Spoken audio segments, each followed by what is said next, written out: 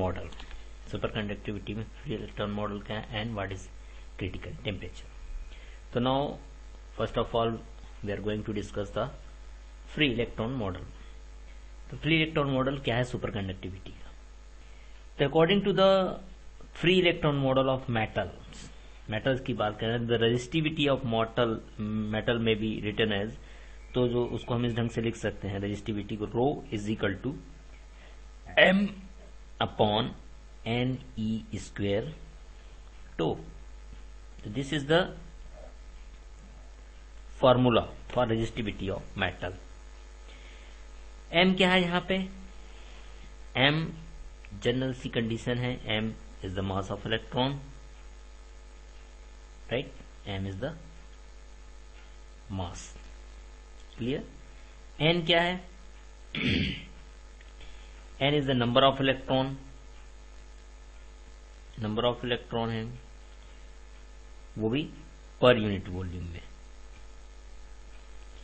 और टो क्या है, एवरेज टाइम ऑफ कोलिजन, जो जितने भी उसके मॉलिक्यूल्स हैं वो आपस में कोलाइड करते हैं तो वो एवरेज हो जाता है, एवरेज टाइम. तो यदि हम इक्वेशन नंबर फर्स्ट को देखें तो क्लियर दिखाई देता है, इट इज क्लियर दैट कि resistivity decreases as temperature is lowered. जैसे जैसे हम टेम्परेचर को लो करते जाएंगे तो क्या होगा, रेजिस्टिविटी गिरती जाएगी. Because as temperature decreases, temperature को हम डिक्रीज करते जाएंगे तो क्या होगा, लेटिस वाइब्रेशन भी सीज होते जाएंगे. वैसे क्या है, जब गर्मी मिलती है तो मॉलिक्यूल्स एक दूसरे के उसकी काइनेटिक एनर्जी मिलती है, तो काइनेटिक एनर्जी मिलेगी तो क्या मॉलिक्यूल्स भगेंगे, उनमें स्पीड होगी, उसमें काइनेटिक मोशन होगा. बट जैसे जैसे हम टेम्परेचर को लो करते जाएंगे तो क्या होगा, temperature decreases, lattice vibration begin to freeze, धीरे धीरे सीज होते जाएंगे. And hence the scattering of electron is destroys. जो इलेक्ट्रॉन का स्कैटर्ड हो रहा था, इलेक्ट्रॉन जो है वो क्या हो जाएगा, डिस्ट्रॉय होएगा. तो क्या होगा, this result in a larger tau क्या है, एवरेज टाइम जो है वो बढ़ जाएगा. And hence the smaller resistivity rho. If average time of collision जो है तो बिकम इनफाइनाइट हो जाए, बहुत देर बाद आए, इनफाइनाइट टाइम हो जाए, सफिशिएंटली लो टेम्परेचर, क्या होगा देन, द रेजिस्टिविटी जीरो हो जाएगी, which is observe in case of super conductivity material में होता है. तो in these materials a fraction of electron have infinite collision time. Hence these electrons do not undergo scattering even though the substance may contain some impurity. यदि इनमें impurity भी मिला दी जाए फिर भी ये क्या होंगे, या डिफेक्ट हो, फिर भी वो सुपर कंडक्टिविटी स्टेज में चले जाते हैं. तो it is these electron which are responsible for superconductivity. तो this is called the free electron model. तो इसी को कहा जाता है सुपर कंडक्टिविटी का free electron model.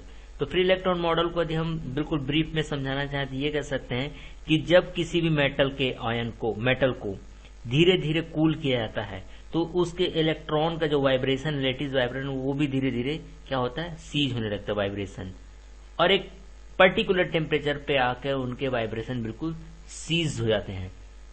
That become the resistivity become zero. Collision नहीं होगा तो क्या होगा, रेजिस्टेंस क्रिएट नहीं होगा, दैट बिकम सीज. तो क्या होगा, दोनों के बीच कोलिजन का टाइम क्या हो जाएगा, इनफाइनाइट हो जाएगा, लार्जर हो जाएगा. जब टाइम लार्जर हो जाएगा नीचे का जो दिखाई दे रहा है आपको, तो रो क्या हो जाएगा, बिल्कुल जीरो हो जाएगा. तो that is called the free electron model. अब इस फ्री इलेक्ट्रॉन मॉडल के बिहाफ पे हमको दिखाना है कि क्रिटिकल फील्ड क्या है, व्हाट इज क्रिटिकल फील्ड. तो हम सबसे क्रिटिकल फील्ड के लिए एक ग्राफ प्लॉट करेंगे कि वो ग्राफ प्लॉट शो करेगा कि क्रिटिकल फील्ड होता कैसे है. Here this is first critical field के लिए, दिस इज टेम्परेचर. टेम्परेचर को हम इधर मेंशन कर रहे हैं. Okay, this is the graph. तो ये जो स्टेट है that is a normal state, जो नॉर्मल है, और दिस इज जो ग्राफ के अंदर है, this is a super conducting state. ठीक है, ये उसको बोलते हैं फेज बाउंड्री, यानी this is the critical TC. Okay, this is H not, ये क्या है, एच सी, क्रिटिकल फील्ड है. तो क्रिटिकल फील्ड क्या है? क्रिटिकल फील्ड एक्चुअल में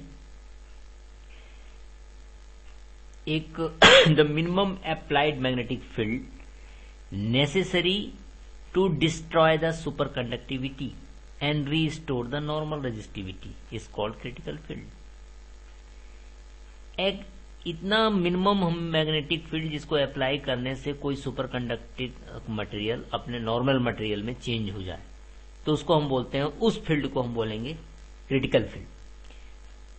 समझ गए? तो कैमेलिन ओन्स ऑब्जर्व दैट कि super conductivity is destroy if sufficient strong magnetic field is applied. यदि हम सफिशिएंट एक मैग्नेटिक फील्ड अप्लाई कर दें तो वो क्या होगा, अपने सुपर कंडक्टिविटी को छोड़ के नॉर्मल स्टेट पे आ जाएगा। या हम दूसरे वर्ड में कह सकते हैं कि the super conducting material restore it's normal resistance when a strong magnetic field is apply. जब एक स्ट्रॉन्ग मैग्नेटिक फील्ड अप्लाई कर दिया जाता है तो एक सुपर कंडक्टर नॉर्मल स्टेट में आ भी सकता है, उल्टा भी हो सकता है। नॉर्मल क्या कहते हैं जो मटेरियल है वो सुपर कंडक्टिंग स्टेट में भी आ सकता है, राइट। तो द मिनिमम मैग्नेटिक फील्ड, हमने वो इसलिए कहा था minimum magnetic field which is necessary to regain the normal resistivity, अपने नॉर्मल रेजिस्टिविटी में आ जाए तो हम उसको बोल देते हैं क्रिटिकल मैग्नेटिक फील्ड, उसको बोलते हैं क्रिटिकल मैग्नेटिक फील्ड। तो क्रिटिकल मैग्नेटिक फील्ड क्या है? HC। जैसे हम क्रिटिकल टेम्परेचर लिए थे TC, उसी समान से ये HC है, कहीं कहीं BC भी लिखा जाता है। If the applied magnetic field exceed the critical value, यदि इस क्रिटिकल वैल्यू से ज्यादा हो जाए तब क्या होगा? The super conducting state is destroy. तो आपको ग्राफ में दिखाई दे रहा है, ये है ट्रांजिशन टेम्परेचर और ये क्रिटिकल टेम्परेचर। यहां से यदि इस टेम्परेचर से यदि आगे चला जाएगा तो वो चेंज हो सकता है, यानी when applied magnetic field exceed कर जाए क्रिटिकल वैल्यू से, यानी सुपर कंडक्टिंग स्टेट डिस्ट्रॉय हो जाएगा और material goes into the normal state. तो हमको एक ग्राफ में दिखाई दे रहा है। तो किसी भी सबस्टेंस के लिए हमको पता है कि SC जो होता है, SC यानी कि क्या है? Critical magnetic field decreases as temperature को हम बढ़ाते जाएंगे, SC डिक्रीज हो जाएगा। तो उसके लिए एक जो कर्व जो बनता है, दैट कर्व इज, आपको दिखाई दे रहा है पैराबोलिक कर्व के रूप में है। तो पैराबोलिक जो कर्व आया है उसका एक हम उसको रिप्रेजेंट करते हैं फार्मूले के द्वारा, HC is equal to H0।